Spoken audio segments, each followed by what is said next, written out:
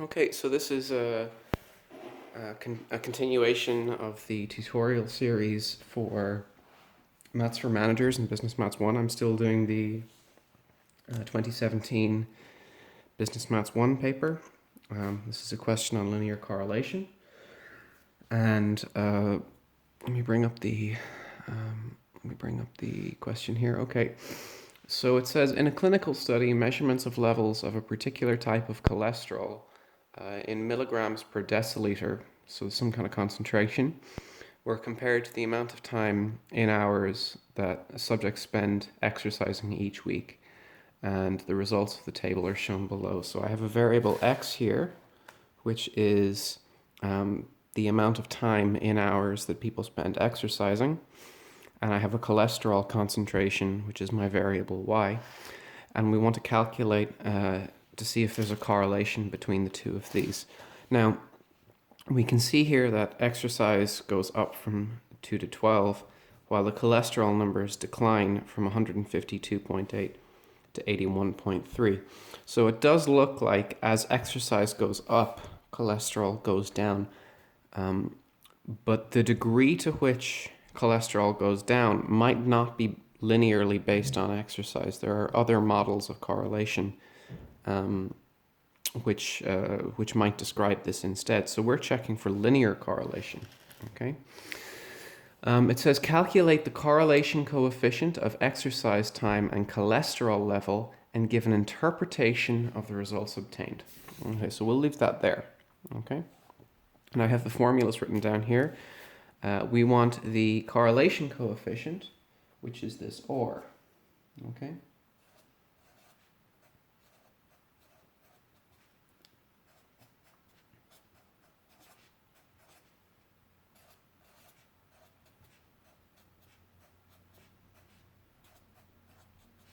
With correlation coefficient.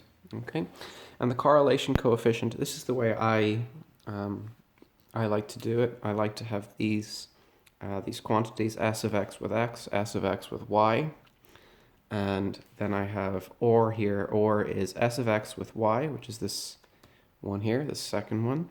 And then it's over s of x with x, which is the top one, s of y with y, which is the same as the top one, just with the x's replaced with y's. I multiply the s of x with the s of x with y, and then I take the square root, and that's the denominator for my fraction. And I need to be careful here that I don't round too quickly, that I keep everything nice and accurate, because things can go wrong here. If I get a number, for example, which is bigger than 1 or smaller than -1, I know I've made a mistake. So let's get started on this. The first thing I need here is, and we can see it, that the mean here, x bar, is occurring. So let's work first on s of x with x. The first thing I need is the x bar. Okay, and what's x bar? Well, x bar is the sum of the x values divided by n. Okay, that's my formula for the mean. So a simple question I might have then is, well, what's n? And n is the number of readings I have, number of paired readings. So 1, 2, 3, 4, 5, 6 tells me that n is 6. Okay, which is an important number that I need to keep in mind. So now what I need to do is sum these values and divide by n. So in this case, I'm going to have 2 plus 4 plus 6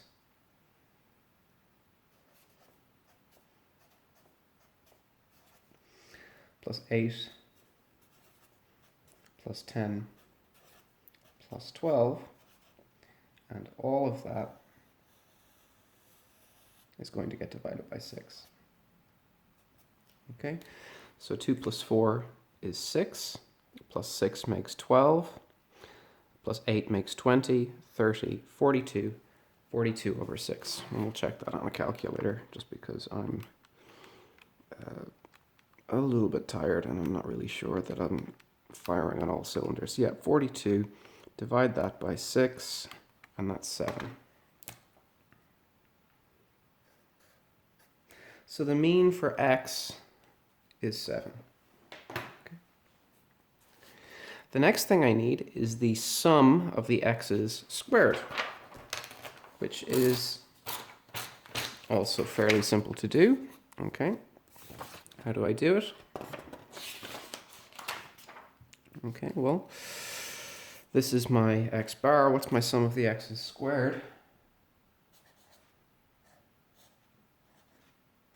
Well, that would be 2 squared plus 4 squared plus 6 squared plus 8 squared plus 10 squared plus 12 squared. Okay, those numbers will end up being pretty big. 12 squared is 144, for example. So 2 squared plus 4 squared plus 6 squared plus 8 squared plus 10 squared plus 12 squared. That number is 364. Okay, so this number is 364. Okay, so I'm at 364. Okay, now I can now find s of x with x. I have all of the ingredients. So s of x with x is what? S of x with x is 364. I'll actually write it out long. Minus n times the x bar squared, which is, in this case, 364. And I take away n, which was 6. Okay. And I take away 6 times 7 squared. Like that. Okay. Okay. So 364 and take away 6 times 7 squared. 7 squared is 49. Okay. And that's a total of 70. Okay. So s of x with x is 70. Okay. The next thing I need is s of y with y. Okay. And s of y with y is going to involve a sum of y squareds, and it's going to involve the mean for y, so I need the mean for y. What is the mean for y? It's the sum of the y values divided by n again. Okay. The y values are a little bit uglier, but it's okay. I mean, they're decimal numbers, but they are what they are.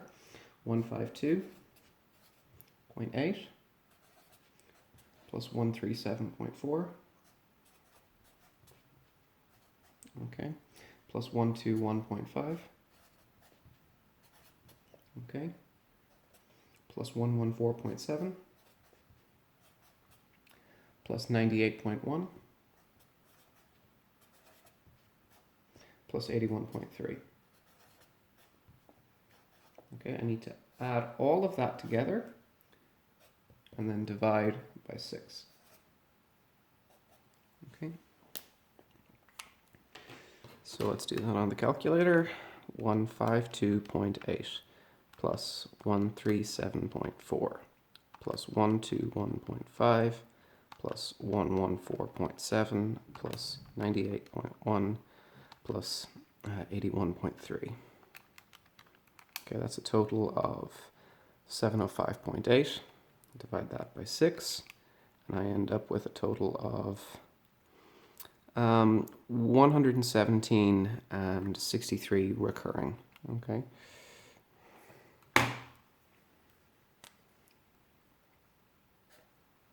Sorry, 117.63, and that's recurring. So I'll just include 5 decimal places so that everything is nice and accurate when I move forward. Okay. You don't need to take it to maybe that degree, but there's certainly no harm to try to keep things as accurate as possible. It's always better to do rounding at the end rather than in the course of the question. Okay. So that's my y bar.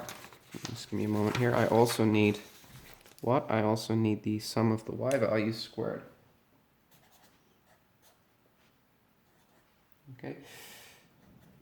So this is 152.8 gets squared plus 137.4 gets squared plus 121.5 gets squared, plus 114.7 gets squared, and 98.1 gets squared, and 81.3 gets squared. Again, something I need to put onto a calculator.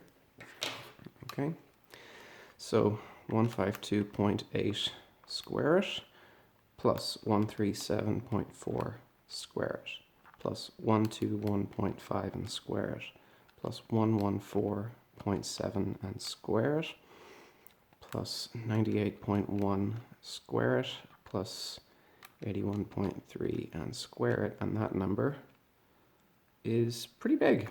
It's 86378.24.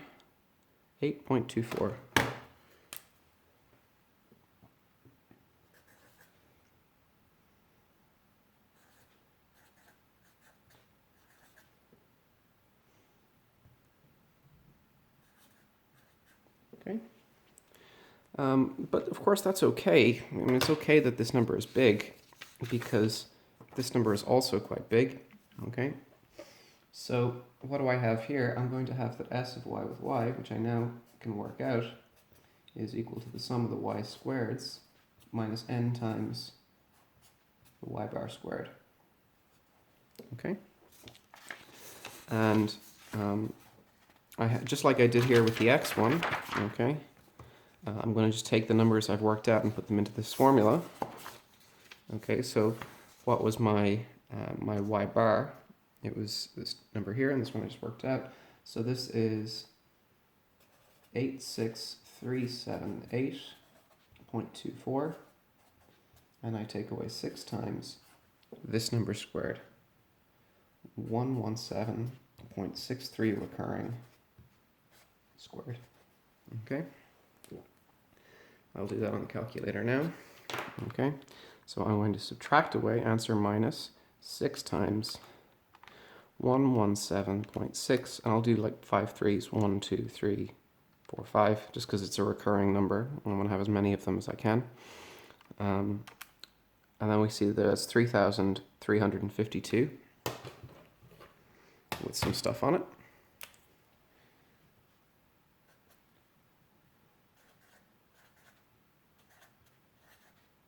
And I have 633.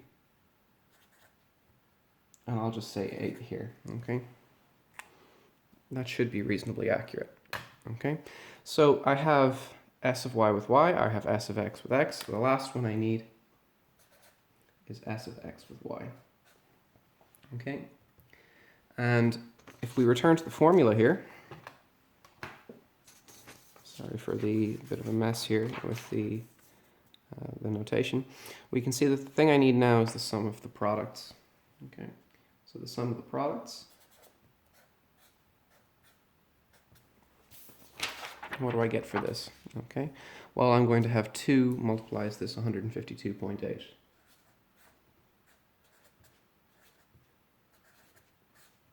I'm going to have 4 multiplying 137.4.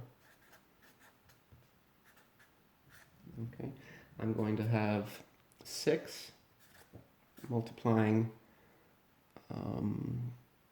121.5.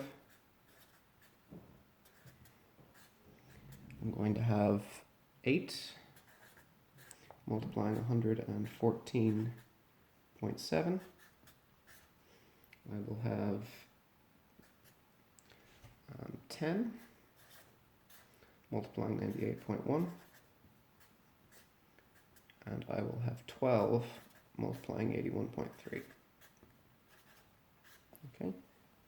Again, it's not a difficult thing to work it out. It's just it takes a little bit of time. Okay.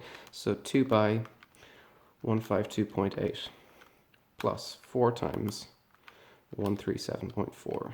Okay. Plus 6 times 121.5 plus 8 times 114.7 plus 10 times 98.1. You can probably do that one in your head, but 12 times 81.3. Okay, so add those all up together, see what we get. We've got 4,458.4. 4,458.4. Okay. And now I have everything I need to answer the question. Okay. How is that? Well, the only term that I really don't have yet is the s of x with y, which is what? It's the sum of the products x, y, and I have minus n times the mean for x and the mean for y. Okay, this one, of course, I've just worked out. That is 4,458.4, n is 6. My x bar, if we return to my previous computation here, was 7. Okay, which we can hopefully see there. Okay, I might have just shown that out frame. I apologize if I did. Okay, and then my y bar was this number here, 117, and it's 6.3 recurring. Okay, again, do it on a calculator. So take away 6 times 7 times 117 point. Actually, let me make sure I get this absolutely correct. So 6 times 7 is 42, and I'll make that times 117.63 and a bunch of 3's just to make sure I get it as accurately as possible. And we can see that that's a negative number, but that's okay. Okay, it's no problem if that's a negative number. So that's minus 482. Okay, and then I have 0.1999. And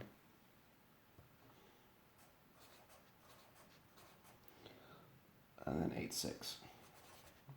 And I'm going to try to be as accurate as I can the whole way through. Okay, and the only reason for that, of course, is that if I round too early, those mistakes will compound. Okay, so I now have 3 numbers. Okay, let me just organize my work here. Okay. This was my original table, which I don't need right now, but this was my formula. Okay, this was my formula for OR here. So OR then is equal to s of x with y, and I have the square root s of x with x multiplies s of y with y. Sorry that I can't distinguish between my multiplication symbol and my x's a bit more clearly, but confines of the materials I'm working with, I suppose. Okay, so s of x with y we just worked out. Okay, that was minus 482.199986, and on the bottom I have the square root. S of x with x was 70, and that multiplies s of y with y, which I have here. That's 3352.6338.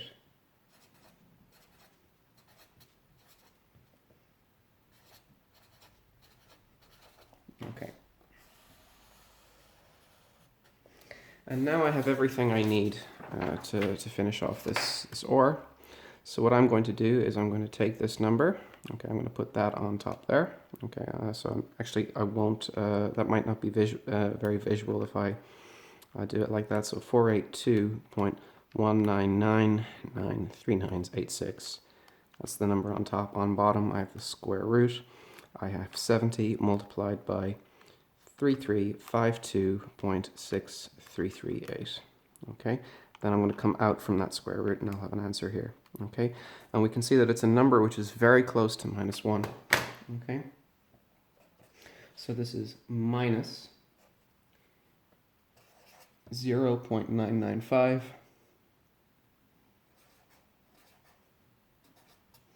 0.37. 37. Okay, and I'm going to stop after 5 decimal places because why not? Okay, so what do I have? I have a negative number, and I have that's very close to -1. Okay.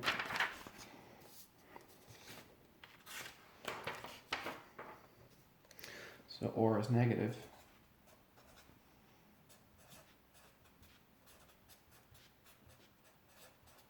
And very close.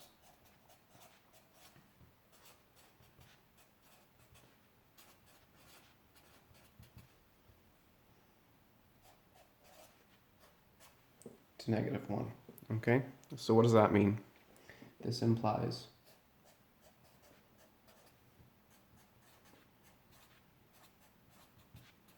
a strong negative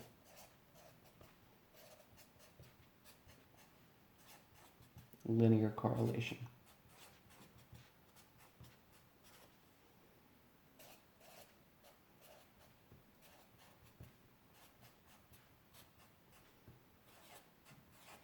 Okay, so that means that this is a very good model for predicting cholesterol. Then, in this case, if the model has an OR, which in this case is this close, to -1, then this is a very, very good model.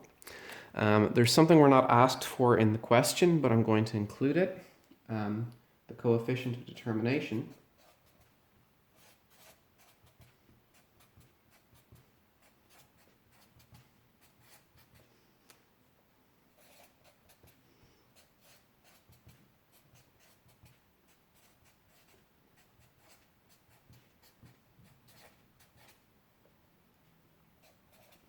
is, and what it is here is OR squared,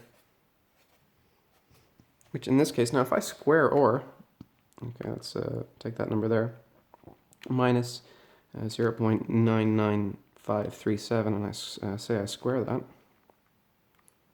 Okay, well obviously it's going to end up being positive because when you square any negative number it ends up being positive, but this is 99076. And the way that the way you might hear this described in, a discussion, if people are talking about correlation, they might say, and again, I'm not a big fan of this language, but over 99% of the relationship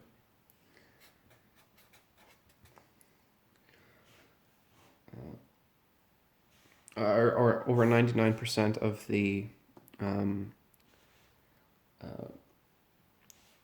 relationship is determined by the x value.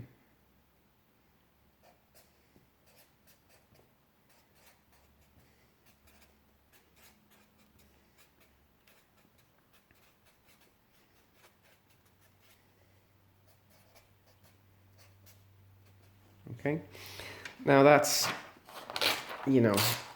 that's a thing people say, but it's not really a fair assessment. Okay, but you can take it that it's a very, very strong correlation, very strong, and absolutely, definitely good enough for prediction within the range of the model I've worked with. Okay, so what does that mean? Unless I have some particularly unusual circumstances, if I have exercise values in this range, then I am able to use my model as a predictor. I can't use this model if somebody is having less than 2 hours of exercise, and I can't use this model if somebody has more than 12 hours of exercise, because that is not in the range that I checked fit for. Okay, so for example, if somebody does 20 hours of exercise a week, maybe this kind of levels out at about 75 or something like that. Maybe the reductions start to slow down. If somebody has 0 hours of exercise, maybe the difference between 2 hours of exercise and 0 hours of exercise is almost nothing. We've no way of knowing. I haven't checked that yet. The only thing I've checked is 2 to 12. Okay, so it says find the equation of the regression line for the cholesterol in terms of X. Okay, so I'm just going to bring up the equation here, make sure I use the same equation that I taught, because I don't want to confuse people. Okay, I just checked the time on the video there. We're at 25 minutes. So what I'm going to do is I'm going to stop the video here, okay? And then I will move on to the remainder of the question in the next video. Okay, I just don't want to let the videos run so long that there's an error in recording or anything like that. Okay, see you in the next video.